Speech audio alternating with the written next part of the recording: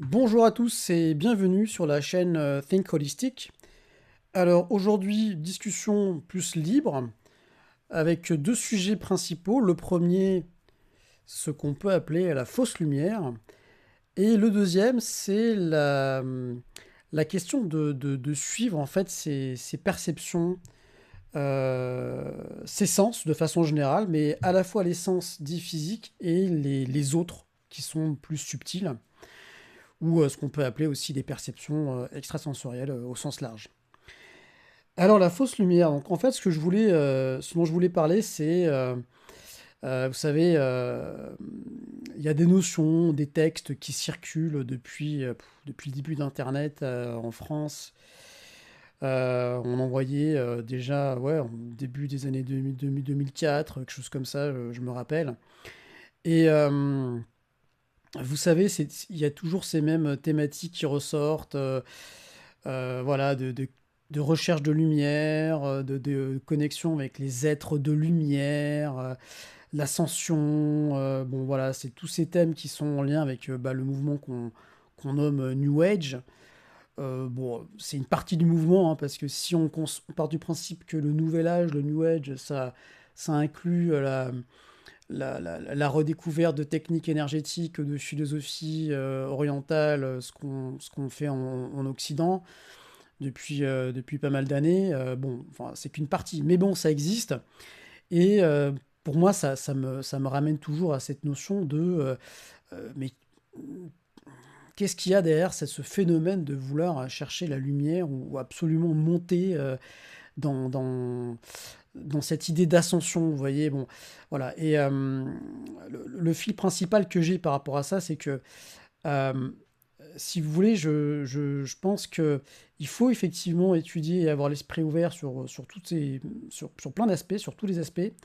Mais ma philosophie, c'est clairement, en suivant l'approche, j'en veux dire taoïste, mais pas que, hein, même également chamanique.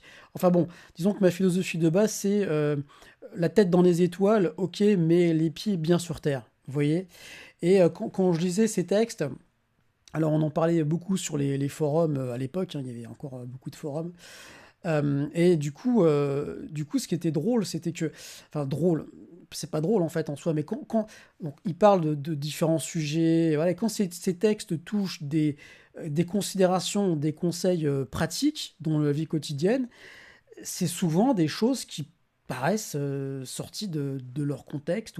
Et à chaque fois, en fait, moi, mais j'étais pas tout seul, hein, on se demandait, mais pourquoi en fait? Sur quoi ils se basent pour dire ça? Et je vais vous prendre un exemple. Je ne choisis pas par hasard parce que je sais que c'est un sujet compliqué, notamment d'un point de vue nutrition, quoi. Voilà. C'est par exemple la viande, quoi. On pouvait lire des choses comme ça, du style, mais arrêtez de manger de la viande non, arrêtez de manger des animaux. Bon, et là, en fait, si vous voulez, moi je me dis très bien, c'est beau, c'est louable. Mais alors, vous savez, je me sens très proche des peuples, comment dire, les Amérindiens, les Lakota, donc les Indiens des plaines notamment. C'est vraiment un peuple qui me touche beaucoup. Je me sens très, dès que j'entends les chants, tout ça, le tambour, forcément ça me transporte. Mais même dès que je vois les paysages, bon, j'ai peut-être une espèce de nostalgie par rapport à ça. Voilà, je ferme la parenthèse, mais bref. Du coup, je prends toujours du recul et je contextualise beaucoup les choses quand j'entends ce genre de conseils concrets, quoi.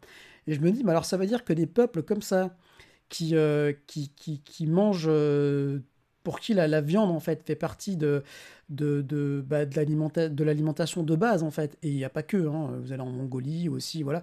Ils font du chamanisme en Mongolie aussi, hein. Bon, on va pas c'est clair, hein. Et donc, du coup, eux, qu'est-ce qu'ils font? Comment ils doivent vivre, en fait? Comment ils vont faire?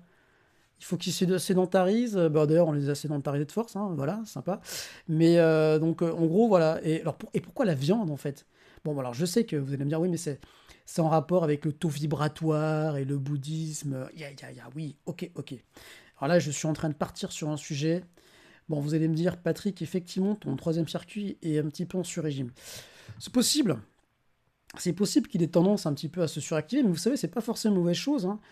Ça nous arrive à tous, hein, dans la vie d'avoir des circuits qui sont des parties de nous qui sont plus ou moins actives à un moment, mais l'important, c'est pas tellement, enfin, le plus dérangeant, c'est pas tellement qu'ils soient un petit peu suractifs ou sous-actifs, c'est plutôt que ils peuvent revenir à l'état normal, en fait. Vous voyez ce que je veux dire? Donc voilà, donc peut-être qu'effectivement, je vais pousser un petit peu les choses, mais pour moi, ça va me permettre de faire des liens par rapport à la suite. Donc du coup, qu'est-ce qu'il y a par rapport à la viande? D'où le fait de manger de la viande pour ces peuples qui ont vécu et survécu grâce à ça aujourd'hui, ça leur empêcherait d'avoir un taux vibratoire important. Sur quoi on se base en fait pour dire ça? Mais vraiment, hein, sur quoi on se base? Parce que au niveau du bouddhisme, oui, effectivement, il y a notamment en Thaïlande, je crois que c'est à Phuket, le festival du végétarien, où il y a un aspect important sur le respect de la vie, en fait, de façon générale.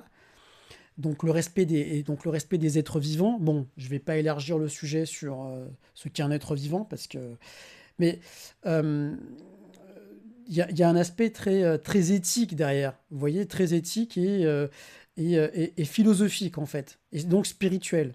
Mais quand on parle d'auto-vibratoire d'ascension, enfin du fait que après ces messages dans ces textes de canalisation, alors concrètement, qu'est-ce qu'il faut faire? Eh ben, du coup, arrêter de manger de la viande. Ok. C'est voilà. Et suivez la lumière. Enfin, bon, vous voyez, je caricature beaucoup, attention, hein, mais quand on lit ces textes, au bout d'un moment, on en retient ça, quoi. C'est-à-dire qu'en fait, on en retient, bah, je suis désolé, mais concrètement parlant, qu'est-ce qu'on en fait, quoi? Vous voyez ce que je veux dire? Voilà. Et ce que je veux dire par là, c'est que gardez votre esprit critique, en fait. Gardez votre esprit critique, c'est fondamental. Posez-vous des questions et essayez de comprendre, surtout quand on parle de ces sujets-là, qui sont assez compliqués, sur lesquels, en fait, bah, fondamentalement, on a envie de dire, mais sur quoi on se base, quoi, vous voyez? Euh, eh bien, il faut pouvoir se questionner et savoir poser des questions et savoir et analyser les choses, en fait. Utiliser vraiment ses capacités cognitives pour analyser et se poser les bonnes questions, en fait. Et toujours, pour moi, en fait, ça, c'est un truc fondamental. C'est les pieds bien sur terre. C'est concrètement, ok, qu'est-ce que j'en fais, quoi? Qu'est-ce qu'on en fait? Vous voyez ce que je veux dire ou pas? Voilà, et ça pour moi c'est vraiment fondamental. C'est vraiment fondamental parce que ça fait déjà ça permet d'éviter pour moi de tomber dans presque des impasses. Je suis désolé, hein, c'est un petit peu dur ce que je dis là. Je fais circuler, enfin je fais fonctionner mon troisième circuit à fond, de tomber dans des impasses où justement, quelque part, on se réfugie un peu dans cette pensée, dans cette idée, et en fait, on va pas vraiment travailler sur le fond. Parce que, on va pas se mentir, le travail sur soi, c'est certes pas de tout repos, quoi. C'est pas de tout repos. Alors, et pourquoi je dis fausse lumière? Parce que, mais pourquoi toujours aller vers la lumière, en fait?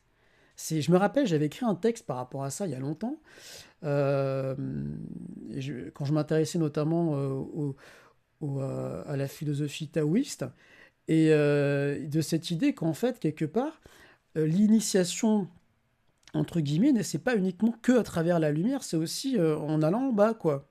Vous voyez ce que je veux dire? C'est en affrontant l'obscurité et l'ombre. Et d'ailleurs, l'ombre, parlons-en, faisant parler avec la psychologie jungienne. Qu'est-ce qu'il entendait par ombre, Carl Gustav Jung? C'est justement, bah, c'est les choses cachées qui sont en nous, en fait. Des choses qu'on veut pas voir, des choses qui sont pas forcément agréables. On a tous une ombre en nous. On n'est pas, voilà, on va se présenter aux autres d'une certaine façon, et notamment à travers notre persona, mais il y a des éléments en nous pour lesquels on peut avoir honte, des choses de notre passé pour lesquelles on n'est pas très fier. Voilà, personne n'est parfait. On n'était pas forcément non plus les mêmes personnes avant. Enfin bref, tout ça peut constituer, ou alors des défauts qu'on veut pas voir en fait. Ça peut être ça aussi. Tout ça constitue un petit peu notre ombre et c'est la face cachée de nous-mêmes.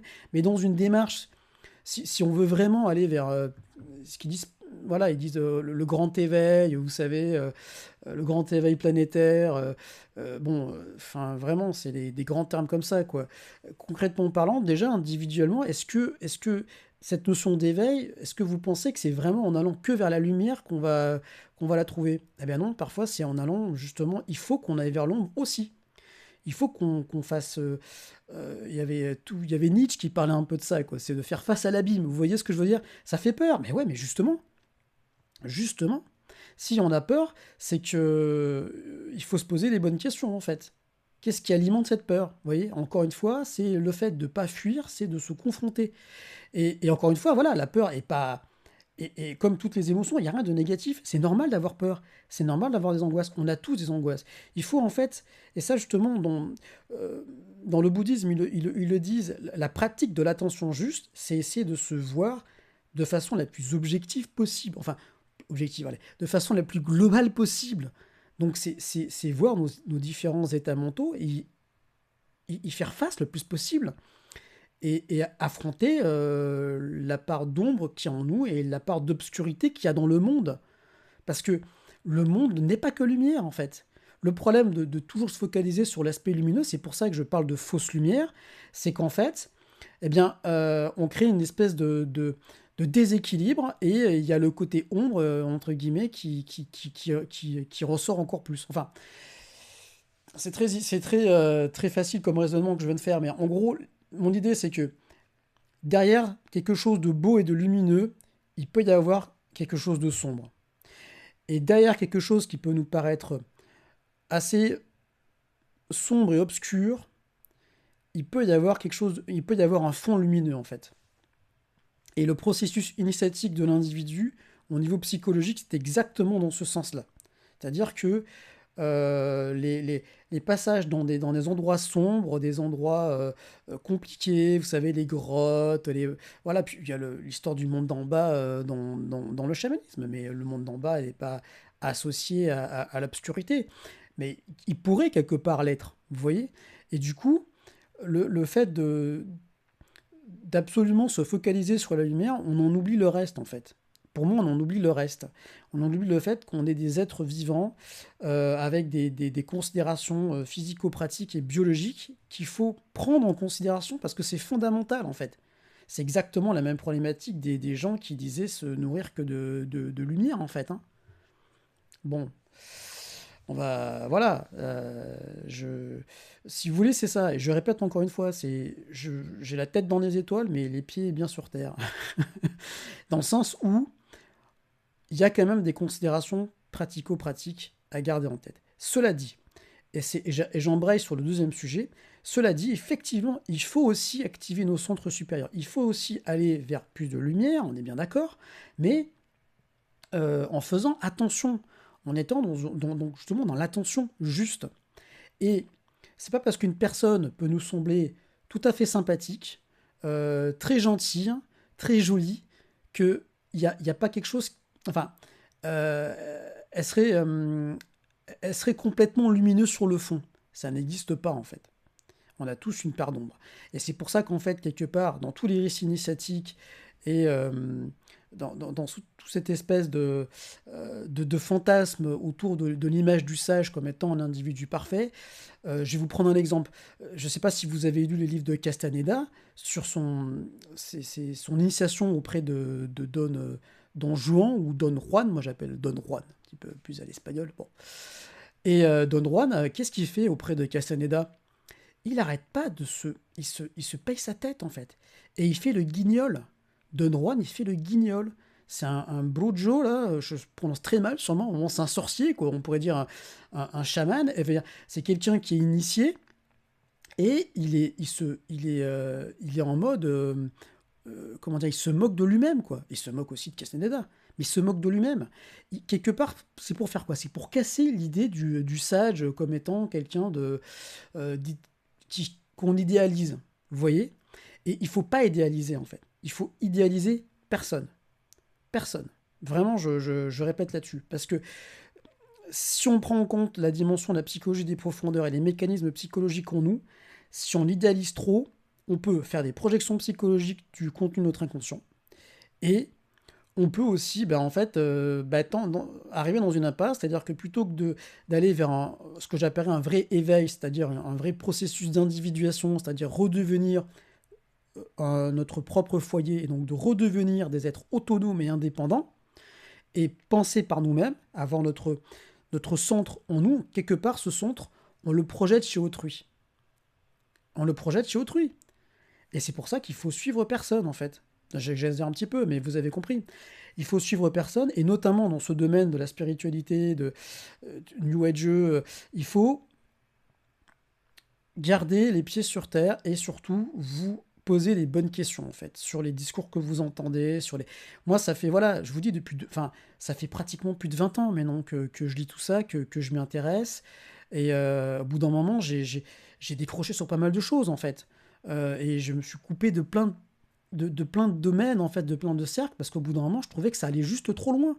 Voilà, ça a commencé avec le Reiki, où je me disais, bon, ben, ouais, au bout d'un moment, voilà, bon, bref, je vais pas rentrer en détail sur le Reiki, parce que j'ai déjà fait une vidéo, mais ça a été, par exemple, pour le Reiki, ça a été aussi par rapport au chamanisme, voilà, et dans plein de domaines comme ça, où j'avais vraiment l'impression qu'au bout d'un moment, on allait trop loin, en fait. On allait trop loin.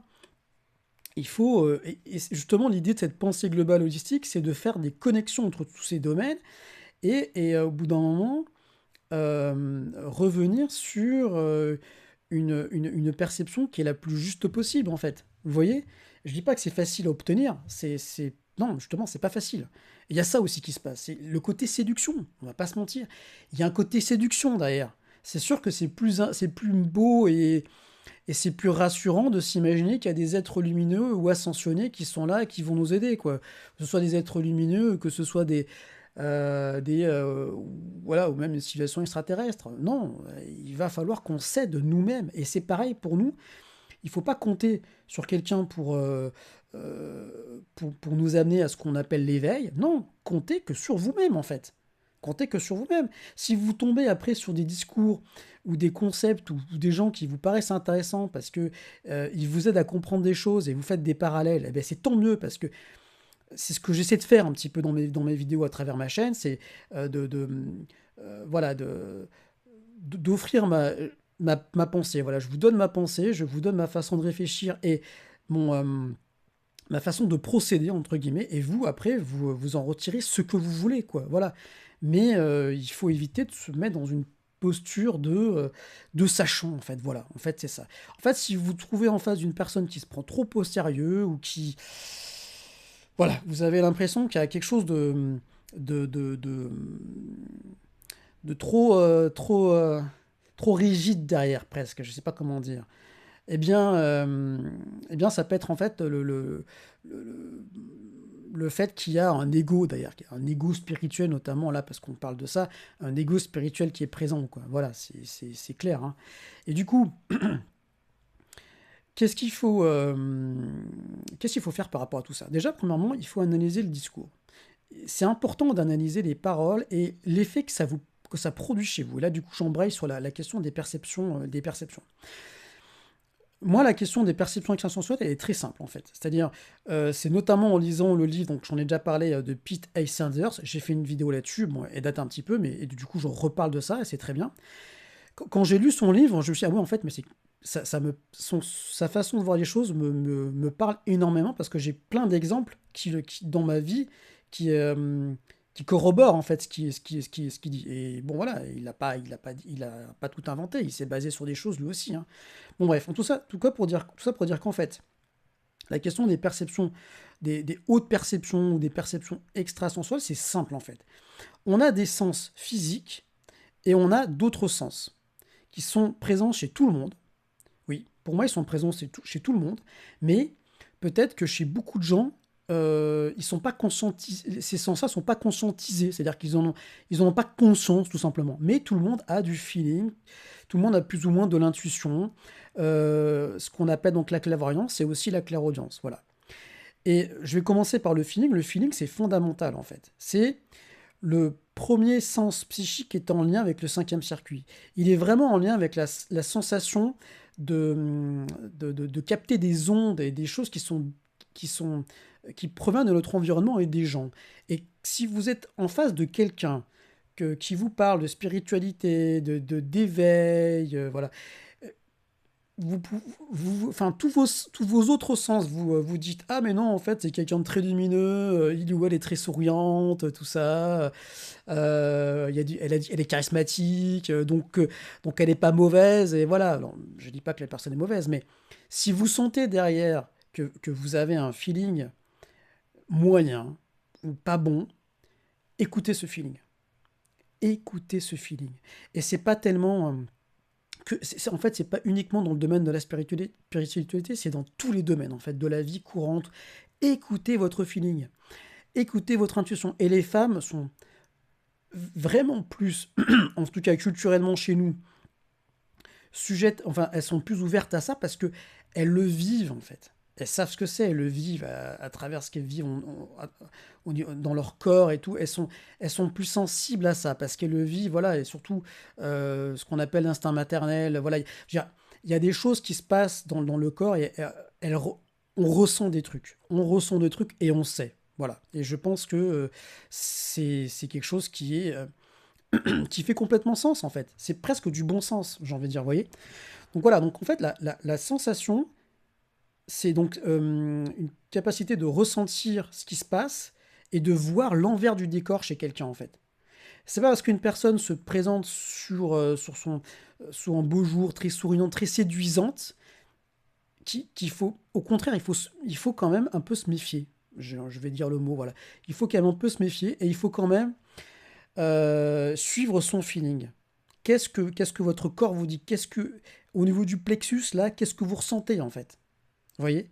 Suivez ça et quelque part, ça va déjà vous donner une boussole qui va vous dire, tiens, là, il y a danger ou pas danger. En gros, c'est ça, quoi. Le feeling, c'est très instinctif comme type de sens parce qu'en gros, c'est vraiment du style, c'est bon, c'est pas bon, quoi. J'exagère, mais c'est un peu ça.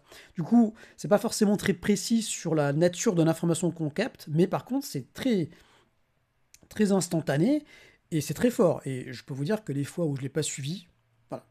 Bon, après, c'est pas dramatique. Je pense que sur Terre, enfin, bref, dans notre vie en général et dans ce qui se passe sur Terre, en tant qu'incarnation, je veux dire, on vit des expériences qui sont parfois douloureuses, parfois difficiles, mais parfois, quelque part, on peut toujours en retirer du bénéfice et des choses positives. Donc, faut pas non, voilà, je veux pas dramatiser les choses, on est bien d'accord, hein.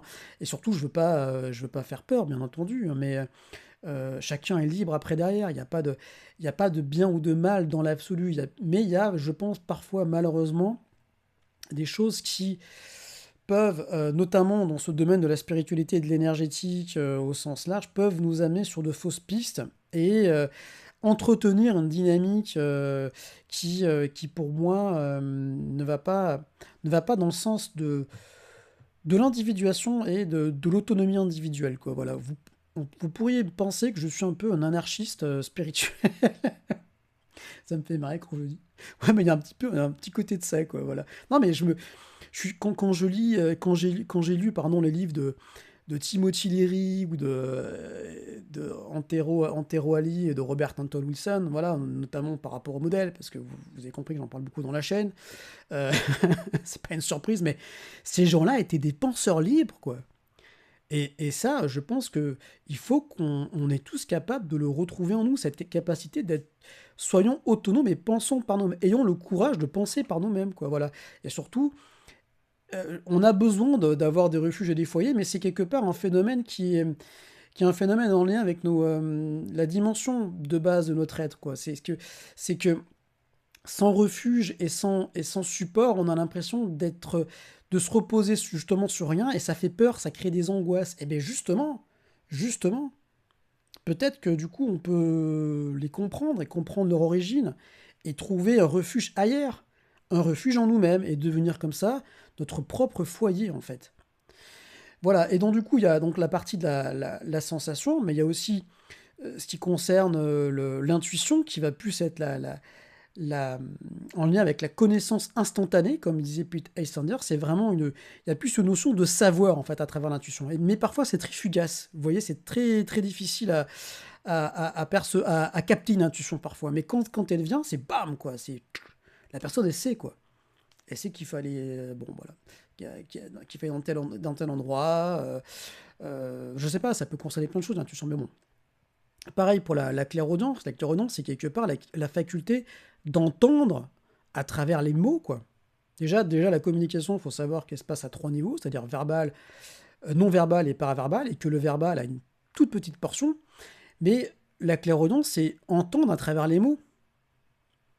Et ça, c'est super important. Pour ceux qui ont fait du chamanisme, quand on a les esprits qui nous parlent, ben, c'est par la clairaudience. Hein. Ça fait écho à la télépathie. Hein. Et la clairvoyance, c'est pareil, quand on fait du chamanisme, on active un petit peu notre troisième œil et notre faculté à créer à voir des choses autrement que par les yeux, en fait. Voilà, et cette perception extrasensorielle, à travers ce troisième œil, elle peut s'appliquer sur les gens, sur des situations. Voilà, ces personnes qui ont ce sens-là assez développé, il y a ce côté très visionnaire, très synthétique en fait. Voilà, bon, après ça amène sur la perception des auras. Mais bon, il faut pas, il faut pas s'intéresser à ça dans un but de recherche de pouvoir. Ça, c'est très important. Il faut pas forcer les choses, comme il dit Pete Sanders. Il faut que ça vienne naturellement. Il faut que ça passe par la détente. Et il faut que ça soit en lien dans une philosophie, une dynamique de perception la plus globale et la plus juste possible. C'est tout, en fait. Hein. C'est tout. Enfin, c'est déjà énorme. Donc, du coup, c'est vraiment l'idée de développer son champ de perception et d'être le plus attentif à ce qui se passe à l'intérieur de nous et en nous. Et d'écouter aussi des signaux qui sont, certes, plus subtils, plus difficiles à capter, mais qui ont énormément d'informations. Et ça nous aide notamment à ça. Vous combinez ça à l'utilisation de l'esprit critique à travers le troisième circuit, et donc du fait de poser des questions, et vous allez peut-être voir certains discours ou certaines choses ou même certaines personnes d'un œil un peu différent en fait. Hein, voilà. Hein, et commencer peut-être à vous poser des questions, mais d'autres questions sur le fond. Qu'est-ce qu'elle veut dire et qu'est-ce que j'en fais concrètement? C'est pour ça que moi, à chaque fois, j'ai l'impression de tout le temps insister sur le côté et dans le concret, dans le voilà, on dirait un monomaniaque, vous voyez, de ça. Bon, mais oui, mais c'est parce qu'en fait, c'est important. Et ce que je veux vous dire à travers tout ça, c'est que qu'est-ce que vous pouvez en retirer de cette vidéo? Eh bien, c'est ça. C'est exactement ça. Suivez votre instinct, suivez votre intuition, suivez ce que vous ressentez dans votre corps et ne vous fiez pas uniquement au discours de quelqu'un, donc à mon discours aussi, ça c'est évident, mais trouvez votre propre voie en fait. Trouvez votre propre voie. Essayez de ne pas trop avoir de refuge dans, auprès d'une personne ou dans une façon de penser, quoi. En fait, il y a vraiment ça me fait penser au no form, quoi, dont parle Antero Ali, qui est en lien avec le 8e circuit. C'est ça, quoi, en fait. C'est ça, c'est le côté no form. Il n'y a pas de forme, il n'y a pas de mots. C'est perturbant, ça peut faire peur, c'est déstabilisant. C'est vraiment ce côté rock'n'roll, quoi. Vous voyez?